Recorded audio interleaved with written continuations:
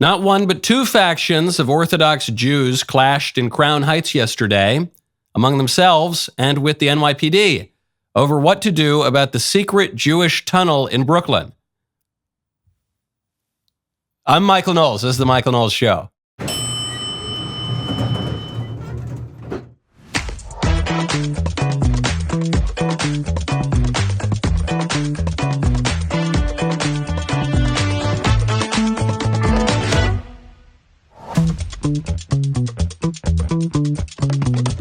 Welcome back to the show. In a moment, we'll get to the pro-Palestine protesters vandalizing U.S. military cemeteries and blocking highways. First, though, we have to get to the Jewish tunnel in Brooklyn. Day is it? It's January 9th. It was pretty quick. And the story broke on the 8th. We got 8 days into 2024 before we got to the craziest headline I've read in weeks, at least, I guess. I don't know. There are a lot of crazy headlines these days. Yes, there's a secret Jewish tunnel in Crown Heights, Brooklyn. And we at the Michael Knowles Show have obtained exclusive footage, actually, of the extent of these tunnel networks. Roll the tape.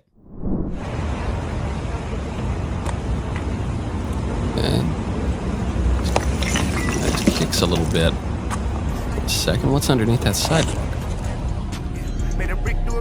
Oh, wait a second. It's hundreds of Chabadniks dancing to EDM music. That's amazing. I don't know. I think we need to verify that footage. I'm not sure that is. Okay, we've got other footage, though. The footage came out last night, and this is in the worldwide headquarters of Chabad. Now, for those of you who did not grow up in New York, as I did, you probably don't know what Chabad is, and you probably don't know very much about all the different factions of Jews. Having grown up in New York, where most of my friends were Jews, and like most people just around me were Jews, I am fairly well acquainted with the distinctions between the Chabad Lubavitch Jews, these are the ones with the shul and the tunnel. Then there's another group that kind of look like them, which is the Haredi Jews, sometimes called the ultra-Orthodox Jews. Then there are the Reform Jews. They're the ones who aren't all that religious, but they eat a lot of bagels or something. Then there are the conservative Jews who take the religion a little bit more seriously. Then they're just all these different distinctions. And the one we're talking about here is Chabad. This whole story reminds me of one fact, which is I really like the Chabadniks. And the story is not just a local story about New York. The story is not just sensationalist and silly because it's really weird. The story actually has political import for all of us because I think everybody can learn a political lesson from the Chabadniks. The reason I like the Chabadniks is not just because they're personally very charming people. It's because they have been able to maintain tradition and a coherence within their community and big families and political power that they can wield in their communities while also thriving in modernity. They've done something that a lot of people have struggled to do, and it's a lesson that any traditional sort of person might be able to copy. Apparently what was going on in this tunnel story is there's a debate over who has the rights to operate the Chabad headquarters. And there are two groups. There's the Chabad International, call it, the global organization. And then there's this group of particularly zealous, I suppose it's being reported as messianic kind of Chabadniks, students who had come in and were insisting on digging this thing. So something that would deflate a lot of the conspiracy theories that I've seen floating around. I know because, the difference between a conspiracy theory and the truth is 6 months when it's Dr. Fauci and all these guys saying it. People are open to these sorts of things, but I think something that deflates some of the theories about the Chabadniks in Brooklyn is it was one group of the Chabadniks that ordered the tunnel to be filled in the first place. It's not as though there was just this unified movement to dig a secret tunnel. It was this group of students who were digging it, contrary to the wishes of the people who had the legal right to operate the school. And so then they call in the cops and they try to fill in this thing. And this intra-Chabad battle will go on and on and on. But even with that, one, it shows you that all political communities have these debates and these factions and these rival parties. But broadly speaking, these guys dress in a respectable way. They take their religion seriously. They have big families. They, even when there is factionalism, they operate in a way that is politically cohesive and effective. That's something we should all seek to emulate, I think, even if we don't dig the tunnels, which is generally probably a bad idea and might threaten the buildings around them. All in all, a story that I find very, very delightful. Now, speaking of faith, there's a new Morning Consult poll out that says that faith in democracy remains very strong. I think this poll is total BS. So you look at it and you can see all the little tabs. And not only does Morning Consult believe that faith in democracy in America remains strong, it's faith in democracy everywhere that they take the polls, all of the countries that they survey. Okay, all well and good, except that, as the Harvard law professor Adrian Vermeule points out, democracy means two things in America, two things that are contrary to one another. When the libs talk about democracy, in the same breath, they will talk about how important it is to kick Donald Trump off the ballot and stop people from being allowed to vote for him. We conservatives listen to that. We say, what are you talking about? You're saying it's democratic to stop the people from voting for their favorite candidate? Yeah, and the liberals really believe that that is democratic. They believe that democracy and liberalism are synonymous, even though liberalism is a minority ideology. It's can be deeply, deeply unpopular, and then it's imposed from above, and it is a totalitarian ideology. I guess you would say it infiltrates every aspect of life. That's how it's managed to corrode not just federalism, not just constitutional protections, but it's corroded even the family. It's corroded even local rule, and it's like an acid that you pour on society until everything is just divided up and alienated into the atomic individual. That's no good. That's not how I refer to democracy. When I say I support democracy, what I mean is I support the people voting for whom they want to vote for. That's a very different meaning of democracy. So I just don't think this poll means anything at all. It's similar to saying, hey, do you support freedom? You could ask me, a rather conservative person, do you support freedom? I say, of course I support freedom. You could ask some crazy purple hair doing a bunch of drugs who's in, a lesbian throuple with three dudes and a billy goat. And it would say, do you support freedom? And she would say, of course I support freedom. But we would think that the other one does not support freedom because we have different understandings of freedom.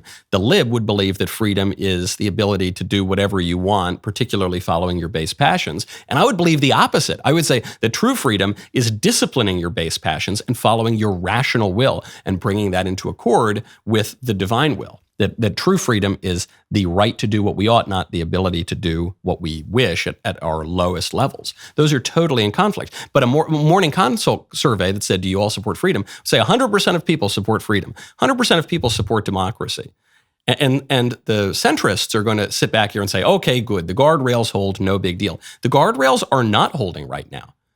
This is happy talk. This is papering over a fundamental difference. And it gets down to a #1 national best-selling book that I recommend that everyone read called Speechless: Controlling Words, Controlling Minds. Thank you. Because all this happy talk is papering over a battle over language. Whose definition of democracy is going to prevail? For all of human history, democracy was the political order that the people want. The liberals have totally perverted that meaning. They will go on TV with a straight face. They will say, we've got to legally prohibit Donald Trump from appearing on a ballot in order to save democracy. We've got to overturn the Trump administration after he wins in 2016 to save democracy. Oh no, the Hungarians are electing Viktor Orban. He's a threat to democracy. Giorgia Meloni is a threat to democracy. The Brexit's a threat to democracy. All these things that the people keep voting for, it's a threat to democracy. Who's going to win that battle over the word? It's a very, very powerful word. It still has so much currency. But for all intents and purposes, it no longer means what it traditionally has meant, what it actually means. Now, when we want to protect ourselves from these powerful elites who want to destroy us, we got to check out ExpressVPN. Right now, go to expressvpn.com/Knowles. Have you noticed that big tech companies masquerade as privacy companies? They tell you, fix your privacy settings, turn off app tracking, and you're protected. Big tech watches where you go online and then collects and sells your data. To protect myself against big tech's prying eyes, I prefer ExpressVPN. I trust ExpressVPN, and it's easy enough that I can actually use it. When you use ExpressVPN on your computer or your phone, you are hiding your unique IP address so that websites can't find out your real location or track what you do online. ExpressVPN also encrypts and reroutes 100% of your online activity so your ISP, Wi-Fi admin, and hackers cannot see. Best part is you do it with one button. One ExpressVPN subscription covers up to 5 devices at the same time. You can protect your whole family too. It's rated #1 by me and CNET and Wired Tech Radar and a lot of others. Today is the day. Get the VPN that I trust to protect my online privacy when big bad tech is at the door. ExpressVPN.com/Knowles, Knowles. You can get 3 extra months for free on a 1-year package. ExpressVPN.com/Knowles, ExpressVPN.com/Knowles to learn more. Speaking of democracy, the Supreme Court will hear the case about Trump being kicked off the ballot in Colorado. The court agreed to review the unprecedented decision, and that's a very good thing. But we can't just rest easy on that. We can't just say, well, the guardrails are certain to hold. There's no way. Wouldn't it be so crazy if the Supreme Court didn't let the most popular presidential candidate in the country on the ballot? I don't know. Strange things have been happening in recent years. Wouldn't it be so crazy to shut down the entire world over a cough? Wouldn't it be so crazy to shut down churches and synagogues in New York, actually, in that neighborhood that we were just talking about, over a cough and suspend fundamental constitutional rights? Wouldn't that be just nuts? Wouldn't it be crazy to change all the election rules in the weeks before a presidential election in a way that totally advantages the opposition, supposedly opposition political party, the Democrats? Wouldn't that be so crazy? And then it just happens. So I am not convinced that the Supreme Court is going to do the right thing here, because the Supreme Court pays attention to the polls. The Supreme Court reads the news. The Supreme Court doesn't want the Democrats sending any more assassins to go kill them, like the Democrats did in the case of Brett Kavanaugh, like the Democrats did in the case of all the conservative justices. Sam Alito had to go into hiding. Yeah, I think that the political pressure might be too much for them. And so what the conservatives have to do, the rest of us who are not on the Supreme Court, we have got to bring political pressure to bear on the other side. Not the Democrat kind of political pressure, which is where you go send assassins after your enemies, whether the assassins are a BLM mob or the assassins are some Looney Tune from California trying to kill a Supreme Court justice.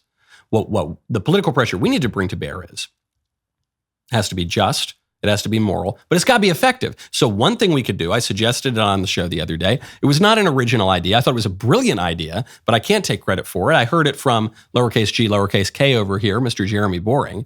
And he said, you know what the conservatives have to do? We need a conservative governor and specifically a conservative secretary of state to kick Biden off the ballot. I'm sure there's some reason to kick Biden off the ballot.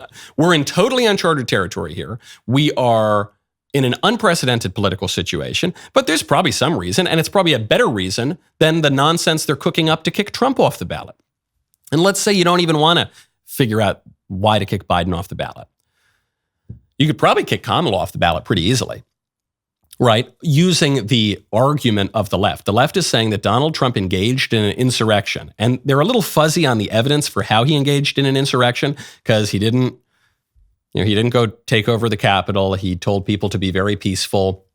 He told people to go home when they were demonstrating at the Capitol. The whole Capitol riot to begin with wasn't even in the top dozen insurrections that have ever taken place at the Capitol, the vast majority of which were left-wing in nature. And then when the guys did get into the Capitol, a lot of them were given private tours by the Capitol Hill police. So it was just total BS. They didn't have weapons. The only person who was killed in the political violence that day was a pro-Trump person who was shot by a trigger-happy cop.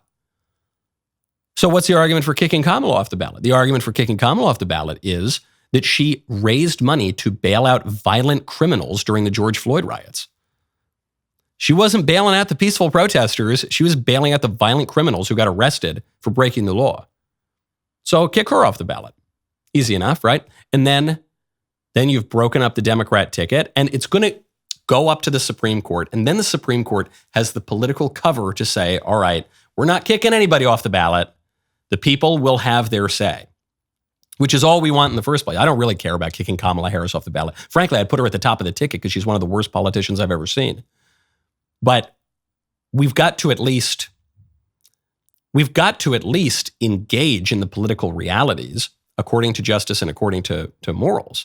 But we've got to do it. In a battle, your opponent has a say. And that's what we're looking at here. Well, I'm glad to report some people have heeded the call. The Missouri Secretary of State, Jay Ashcroft, is now threatening to remove Biden from the ballot if the Supreme Court does not reverse Colorado's decision. So this is according to a report from NBC, and I really, really applaud Secretary of State Ashcroft here. I think this is great news. My only quibble with it is I think you've got to be more aggressive about it. I don't think it is sufficient to say, okay, if the Supreme Court declines to overturn the case, then we're going to kick Biden off the ballot. In fact, in a way, that might make the situation more tense. That might raise the heat. What I'm trying to do is lower the heat here.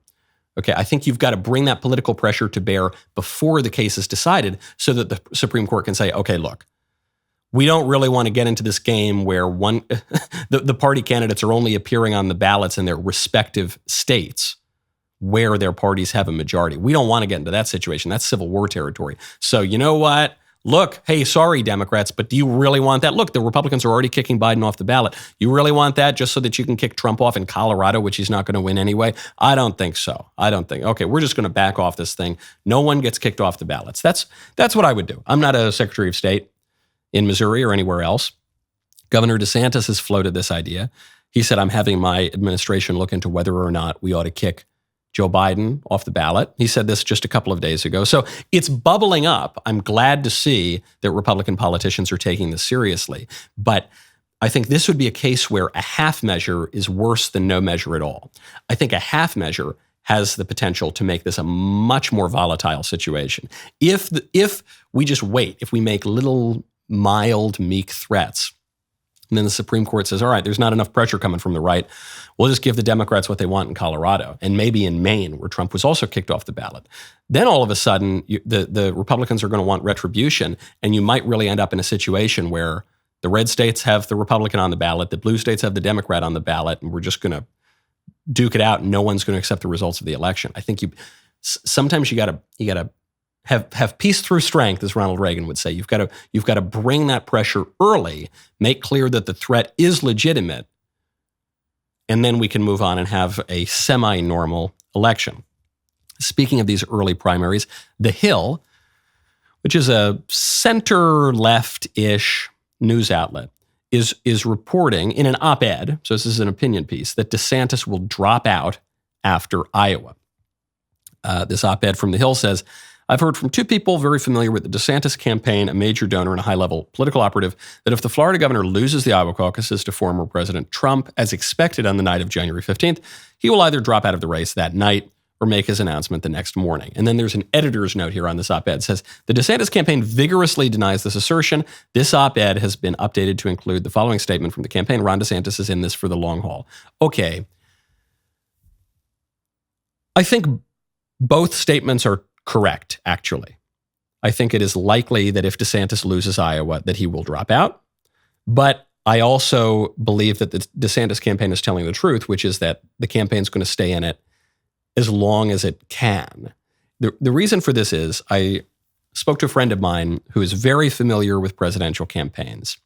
And he told me, we were going back through some of the older presidential campaigns, 2012, when this candidate dropped out and this candidate. I said, well, I think he dropped out for this reason and he dropped out for that reason. And my friend said, Michael, presidential campaigns end for one reason and one reason only, because they run out of money.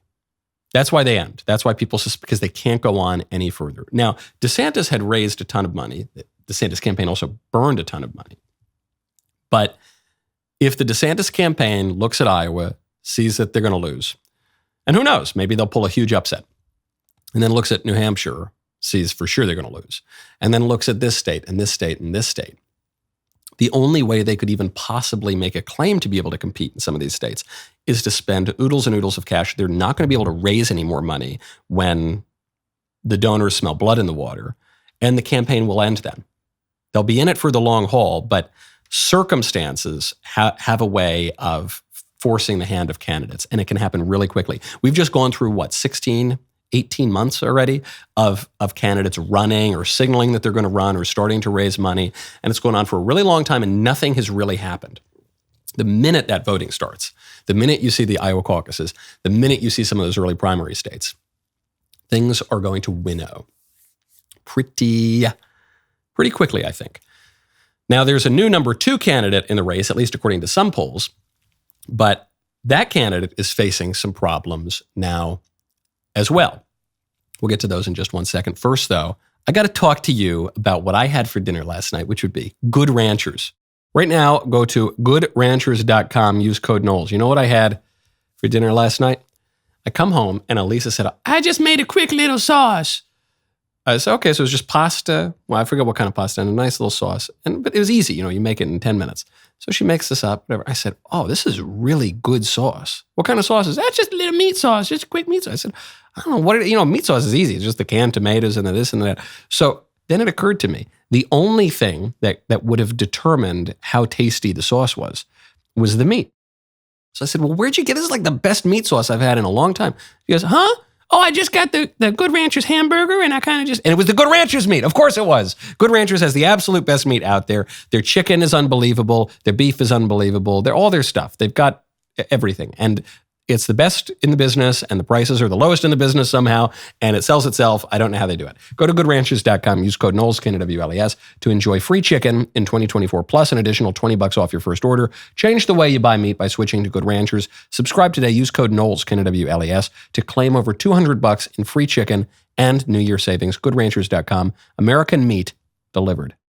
Nikki Haley's campaign is feeling pretty good because a lot of people wrote them off in the early days of the campaign, and DeSantis looked as though he were the only Republican who could possibly unseat Donald Trump. And then some of us suggested early on that Nikki Haley's a very talented politician who would be able to last pretty long in the race, and that DeSantis, in part because he's so good, in part for the reasons that make him so likable and admirable, he was going to have a very hard time in the race and was going to be a man without a home and he'd go away. And, some of us appear to have been proven correct in that prediction. Nikki Haley is facing the problem that was always going to crop up because it's also her strength. Nikki's strength is she has a ton of centrist establishment cred, and she has played very well with the right of her party sometimes too. She has the backing of the Koch network. She was a relatively moderate governor in South Carolina. Also, she worked for Donald Trump. She was the UN ambassador. She brought it to the bad guys every day, and Trump feted her as she left the administration and said, "Oh, Nikki, you're welcome back whenever. You're so great. We love you." And that's a really hard tightrope to walk, and she's managed to do it pretty well. But it does lead to certain contradictions. So there was a town hall in Iowa. Now we're days away from the Iowa caucuses. Nikki Haley was asked what her opinion is on Social Security reform. Here is an unfortunate answer. So Governor DeSantis is hitting you for claiming the retirement age is, quote, way, way too low. He said, quote, I don't know why she's saying that. So are you saying that? Where do you stand? I have never once said that. Well, wait. In Bloomberg interview, you said anyone who says they'll leave America bankrupt, Social Security will go bankrupt, Medicare will, so we don't touch anyone's retirement, but go to people like my kids in their 20s and tell them the rules haven't changed. Change the retirement age to reflect life expectancy. Yes. Okay.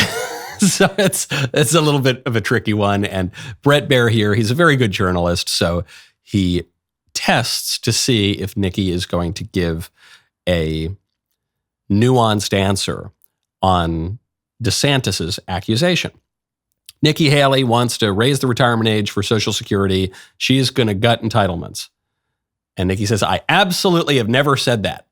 And then he says, well, hold on, you did, because I have this statement. And I'm sure, we don't have the rest of the clip, I'm sure Nikki had a masterful response to that, and she probably would have said, I'm almost certain I'm right about this. I haven't even seen the rest of her answer. She would say, well, no, what I'm saying is I certainly will not raise the retirement age for people who are at retirement or even anywhere close to retirement, but the Social Security fund is going to go bankrupt. And so if we want our children who've been paying into it to have any Social Security at all, we need to raise the retirement age and reform entitlements. Okay, fair enough. That was the answer that we heard 2010, 2011, 2012. That was a big motivator of at least the more mainstream establishment wing of the Tea Party movement. The reason that the Koch network backed the Tea Party movement was because they were real fiscal hawks, and they said, we got to shrink the budget, we got to reform entitlements. There was another side of the Tea Party movement, which was a little bit more populist and was a little bit more grassroots, which was just an anger that the government under Barack Obama was becoming tyrannical, that it was spinning out of control, that it was being wielded against political enemies, that our basic freedoms and traditions were being upended, that our border was being blown wide open, that we weren't being respected, that our president now was sneering, was looking down his nose on those bitter, clinging, Bible-thumping rubes and idiots who just have to go away. I mean, I think that was a big motivator, and the two parts of the Tea Party movement didn't always line up in motivation or aim, but at least the Beltway circuit, the intellectual think tank version of the Tea Party movement, they wanted entitlement reform. And the Trump movement and the conservative movement in the year of our Lord 2024 has no appetite for entitlement reform. They don't want it. And the people in the first group, they're going to say, well, it's just because you guys don't understand basic economics. You can't do math. You dummies, you just want something for nothing. You're becoming like the leftists. But I think the conservatives who have moved on from entitlement reform for now actually have an important point, which is that in 2010, we were told, put the social issues on ice. Let's have a social truce until we can deal with the true menace facing our society, which is the national debt. We have to fix our fiscal house, and then we can deal with the cultural issues. And that didn't work. We elected the Tea Party Congress. We elected Republicans in the Senate.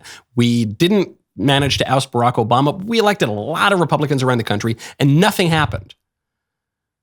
And what we began to realize was you couldn't fix the economic problems before you fix the cultural problems. Actually, all those Wall Street geniuses and all those think tankers, many of whom were wearing bow ties and tweed, they weren't right about the fundamental premise of how politics and human nature works. You can't just throw us all into a computer and fix all the financial problems and then deal with the cultural problems. We're cultural. Even the insight of Andrew Breitbart, that politics is downstream of culture, in a way gets at that point. And the conservatives had learned that lesson. They had taken it to heart. By 2016, they said, no, we're going to fix migration first. We're going to fix the family first. We're going to fix the sexual confusion first. We're going to fix the role of Washington, D.C. in our political life first. We're going to fix subsidiarity and federalism first. We're going to fix our communities first. And then and only then will we even be able to think about these financial problems. So what's it going to be for Nikki Haley? Her only role in the race is to be the more centrist, more clubbable 2010, 2012 style Republican. That's her only role. Even if she wants to be the newer kind of Republican, that was the DeSantis trap. If you try to be too much like Trump in a race against Trump, you're going to lose because you've got the original. Nobody wants new Coke. They want Coke Classic, even if in a blind taste test, they prefer the taste of new Coke. So Nikki's going to have to carry on that line. The question is now, in a race where potentially DeSantis gets out relatively soon, in a race where Chris Christie will be out, in a race where who knows what happens with Vivek, are there enough Republicans who don't like the new flavor of conservatism that came up in 2016? Are there enough Republicans who want to go back to that 2010, 2012 consensus? Maybe. Politics is kind of slow, and we often run one or two cycles behind. If the new hip thing in 2012 is the Tea Party, who do we nominate? We nominate Mitt Romney. This is the guy who invented Obamacare, okay? So maybe, I actually think Nikki Haley does in fact have a chance, but she's going to face more uncomfortable questions like that. Speaking of changing priorities, good news out of the Vatican yesterday. Pope Francis condemned surrogacy. There have been some other unfortunate things that have come out of the Vatican, an embarrassing book about using all sorts of bizarre sexual language from the person who is now the head of the dicastery for the doctrine of the faith, once called the Holy Office, once called the Inquisition, the doctrinal office of the Catholic Church. And there's this kind of odd book. I won't even get into it because a lot of it seems even kind of obscene. And so there was bad news coming out. Catholics were feeling a little bit low. And then all of a sudden, we got this good news from Pope Francis. And it's worth repeating because the people who think that Pope Francis is just purely a liberal, the kind of liberal left-wing atheists who applaud Pope Francis without reading everything that he has to say, they're going to try to paper over this one, but it's important. He's not just talking about IVF here, which is totally condemned and unacceptable according to Catholic teaching. He's not just talking about certain kinds of surrogacy, homosexual couples renting out a womb, which is a phrase that Pope Francis uses, uterus for rent. It's not even just that. It's not just, the commercialization. It's all of it. Pope Francis says, I deem deplorable the practice of so-called surrogate motherhood, which represents a grave violation of the dignity of the woman and the child based on the exploitation of situations of the mother's material needs. Pope Francis goes on to say, a child is a gift and, quote, never the basis of a commercial contract. And he has called for a global ban on surrogacy, quote, to prohibit this practice universally. To prohibit what he calls, quote, uterus for rent. Totally, totally right here. 3 cheers for what the Holy Father has said. Very, very important. And the fact that Pope Francis has some cachet among liberals and non-Catholics and non-Christians and big lib atheists, I hope will allow this message to resonate more because it's a new bioethical issue. We don't have 2,000 years of experience of surrogate motherhood. It's just a development that came about because of modern technology. So a lot of people don't know how to think about it bioethically. And in our modern culture, even many conservatives have just accepted, as if by osmosis, so many premises of liberalism and the commercialization of everything. We don't think about it, but that's just the world we live in. And as a fish is unaware of the water in which he swims, so too we are unaware of so much of the liberalism and the commercialism and the materialism that we walk around in. But Pope Francis says it very well here. He says, a child is never the basis of a commercial contract. It is a grave violation of the dignity of the human person to do this, even when there are the best of intentions, even when it's a couple struggling with infertility. I know we briefly went through it. Fortunately, there was a very mild intervention that worked, and so it was no big deal.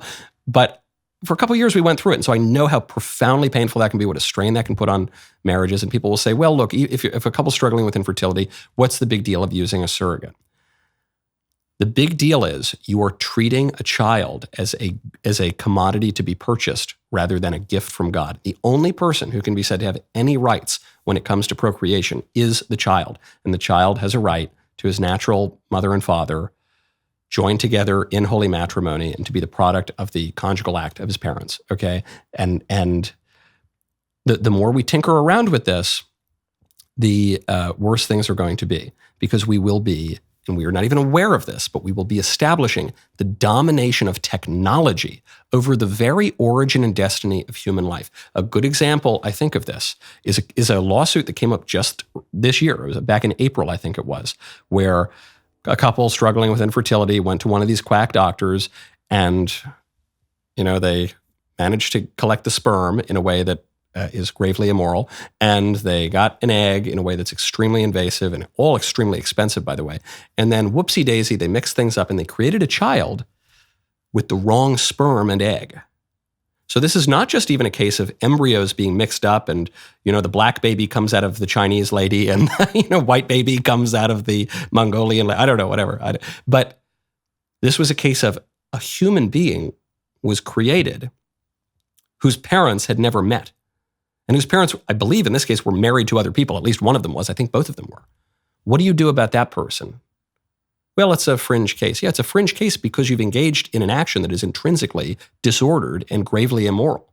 And so what do you say? Well, look, if this happens one time out of 1,000, that's just life, right? No, you've created a human being because you've reversed the order of responsibility of parent to child, and you've treated people like property to be purchased. A person is never a property to be purchased and owned. You've disrespected the rights of a person, and you've done so for the best of intentions. Sure, the road to hell is paved with very good intentions, and this is a great clarification. So it's sad that it's even necessary, but it's a good clarification from Pope Francis. As a father, I am particular about the kind of content that my kids are exposed to. That is why I am thrilled to present Bentkey, our new kids entertainment app from the DailyWire. Right now, you can check out the world of Bentkey for free for 14 days. Bentkey is the only kids streaming app that you can trust to provide quality content that aligns with your values and worldview. Try Bentkey for free for 14 days. That is 14 days of unlimited access to Bentkey's world of adventure. Use code UNLOCK at checkout and get 14 days of free access to Bentkey. No strings attached. You can cancel anytime. Once you see the amazing content that Bentkey has to offer, you are going to be hooked. So do not wait. Go to bentkey.com. Use code UNLOCK at sign up to start your trial today. My favorite comment yesterday is from Cheeky Chimp, who says, aliens in Miami? I prefer the more politically correct term, Californians. Fair enough. That's a good point. I assumed you would say, Hondurans or something like that. But no, California, actually, you're right. There's probably a greater mass migration of Californians into Florida than there are of foreign nationals. Very true. Speaking of weird sex stuff, it's that time of day. We should just have a segment on this show. Every day or every other day, it's a 5-minute segment, weird sex stuff. There is a scintillating story going around. This is what we've been waiting for.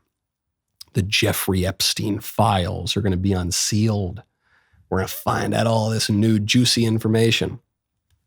Some of us told you at the end of last year, this was just a week ago, that we weren't going to get any really new information. No, Michael, we are. And next day they say, we're going to find out about Prince Andrew. Oh, the guy that we already know about? The guy that we've known about for years. He actually lost his job working for his mom because we know so much about his relationship with Epstein. Oh, okay. We're going to find out about Bill Clinton. Do you know, this is one of the juicy tidbits, Bill Clinton likes young women.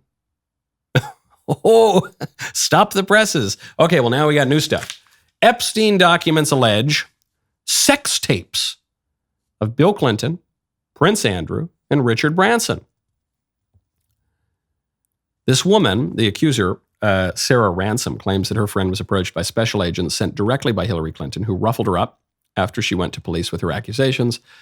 Ms. Ransom later said she made up the tape's existence. Okay, now, I don't know. Maybe that's true. Maybe Hillary sent some goons after this lady.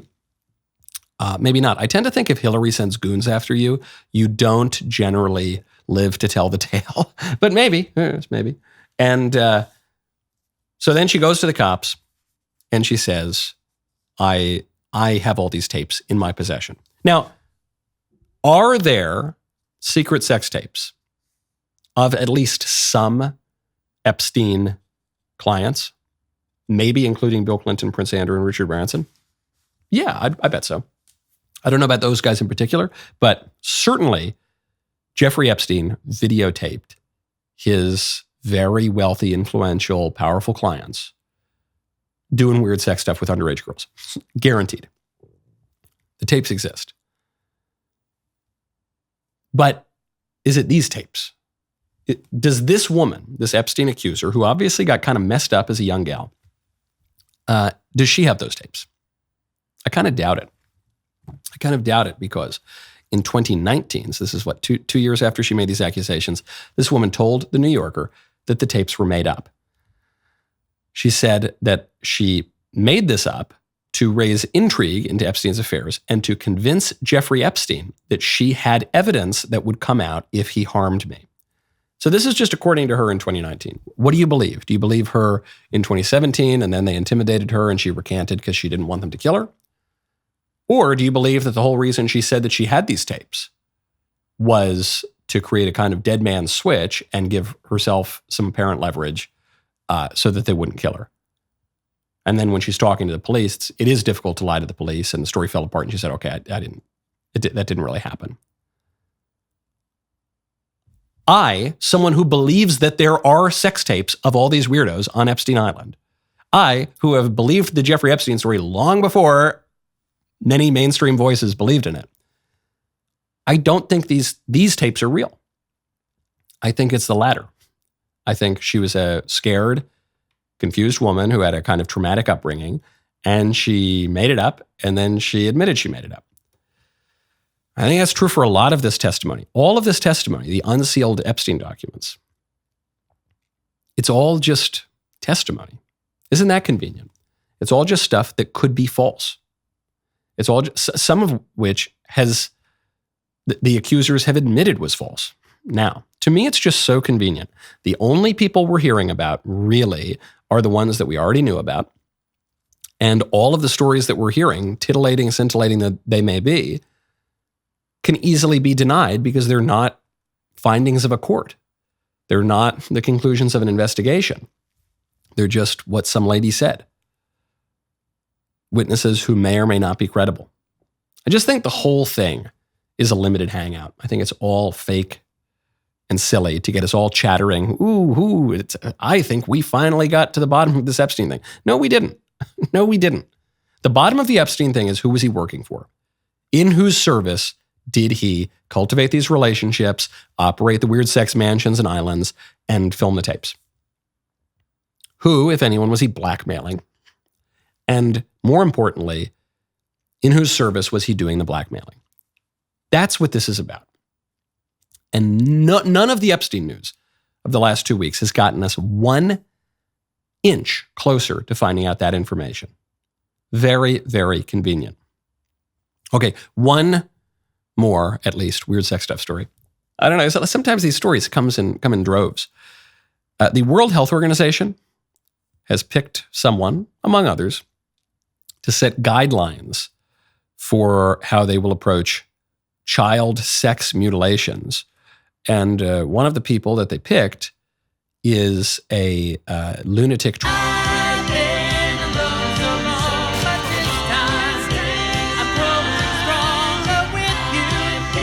It seems that when it comes to the way our liberal political order is structured, the people who are running the show are the very last people who should be in those positions of power.